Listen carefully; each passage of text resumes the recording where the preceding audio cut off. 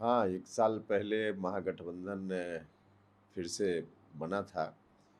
अ, उस वक़्त तो हम लोग भी थे, लेकिन महागठबंधन जब बन रहा था, उस वक़्त सारी चीज़ें स्पष्ट नहीं थी कि अंदर में क्या डील हो गई आरजेडी-जेडीयू के बीच में। तो इसलिए एक आशा जगी थी, नीतीश कुमार जी के नेतृत्व में चलेगा, बाकी आरजेडी पीछे-पीछे होगा। लेकिन बाद में चलकर जब डील का खुलासा हुआ, तो बिहार भर के लोग स्तब्ध रह गए कि अब आरजेडी के नेतृत्व में नीतीश कुमार जी पीछे-पीछे लालटेन लेकर चलेंगे। वैसी स्थिति जब दिखी तो सब लोगों को ठीक नहीं लगा और इसका नतीजा भी अब तो दिख रहा है कि लोगों को लगता था कि नीतीश जी के लीडरशिप में सब होगा, लेकिन अब जब आरजेडी के राजकुमार की लीडरशिप में होगा, तो 2005 के पहले वाली स्थिति जो जंगल राज 2 अभी लोग कहते हैं, फिर से उसकी वापसी होगी, इस तरह की आशंका हो गई और इसका नतीजा तो सीधे जेडीयू तो अब कहीं से भी आगे नहीं बढ़ने वाला है। पूरे तौर पे यह पार्टी बर्बाद हो ही गई है लगभग। जो कुछ भी बचा-खुचा है, इस पार्टी का बिल्कुल अस्तित्व ही समाप्त हो जाना है।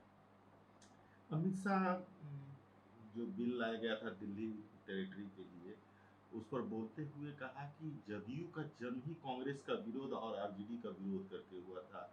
ललन बाबू को उन्होंने कहा कि ललन बाबू बैठे हुए हैं, ये बताएंगे ना कि किसके मैंने कोर्ट जाने से चारा घोटाला सामने आया, किसके जाने से रेल घोटाला सामने आया और एफआईआर हुआ। हाँ, बिल्कुल ठीक कहा है उन्होंने।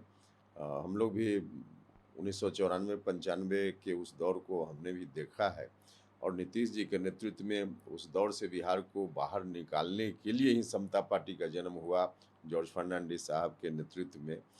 तो बिल्कुल ठीक कहा उन्होंने। न सिर्फ जन्म हुआ बल्कि बाद के दिनों में और यहाँ तक देखिए कि 2020 में जो अंतिम विधानसभा का चुनाव हुआ, इसमें भी नीतीश जी ने 15 साल बनाम 15 साल का नारा दिया। 15 साल जो पहले वाले थे उन्होंने क्या किया और अब हम क्या कर रहे हैं। तो बिल्कुल सच बात है कि जेडीयू का आधार ही था आरजेडी का विरोध। अब आधार ही खत्म कर दिया नीतीश जी ने, खुद ही आरजेडी के समक्ष नतमस्तक हो गए नीतीश जी, तो आधारहीन पार्टी अब बन गई इनकी।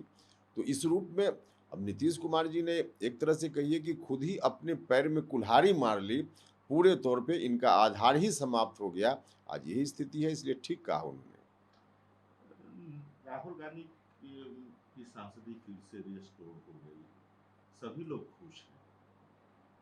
नीतीश कुमार जी भी बहुत खुशी अपना जाहिर किया उन्होंने, क्या लगता है? नहीं, देखिए एक तो परंपरा है कि विरोधी भी अगर चुनाव जीतता है, भले चुनाव के समय एक दूसरे के लोग विरोध करते हैं, लेकिन चुनाव जीतने के बाद उसको लोग बधाई देते हैं। तो उस रूप में बधाई तो हम भी राहुल जी को दे रहे हैं कि फिर से एमपी बन गए, वो अलग विषय है। लेकिन जेडीयू के जो नेता माननीय नीतीश कुमार जी हों या कोई और, उनके द्वारा इस तरह की बात जो कही जा रही है, वो समझ लीजिए कि बोलना है कि बधाई इसलिए बोल रहे हैं, लेकिन अंदर-अंदर सबसे ज़्यादा परेशानी अगर किसी को हो रही होगी इस घटना से, राहुल गांधी की सदस्यता की पुनर्वापसी से, तो जेडीयू के नेता लोगों को हो रही होगी। क्योंकि जेडीयू के नेता लोग तो कोशिश में है ना, उनको तो पहले अच्छा लग रहा था कि राहुल गांधी चुनाव लड़ने लायक ही न रहें, तो जेडीयू के नेता को मौका मिल जाए शायद उस रेस में शामिल होने के लिए। तो यह तो अंदर कुछ है, बाहर कुछ दिखावा करना है तो खुशी ज़ाहिर करेंगे लोग। तेजस्वी यादव ने कहा कि जो लड़ेगा वही जीतेगा। अरे इसमें क्या दिक्कत है? बात तो ठीक ही है, जो लड़ेगा वो जीतेगा, इसमें क्या दिक्कत है? तो ऐसा तो कुछ नहीं है, जो लड़ेगा वह जीतेगा। लेकिन कुछ लड़ाई का परिणाम पहले से मालूम रहता है। क्योंकि कुछ लड़ाई में सब कुछ अपने हाथ में नहीं है, खास करके डेमोक्रेसी में जो राजनीतिक लड़ाई है उसमें जनता के हाथ में सारी चीज़ें होती है। और यहाँ जो लड़ाई है, अभी 2024 जो सामने की लड़ाई दिख रही है, उस लड़ाई में जनता ने ही तय कर लिया है कि नरेंद्र मोदी जी प्रधानमंत्री बने। तो यह तो तय है, लड़ना तो एक औपचारिकता भी है विपक्ष के लोगों के लिए। तो औपचारिकता लोग करेंगे, लेकिन जीत किसकी होगी यह तय है।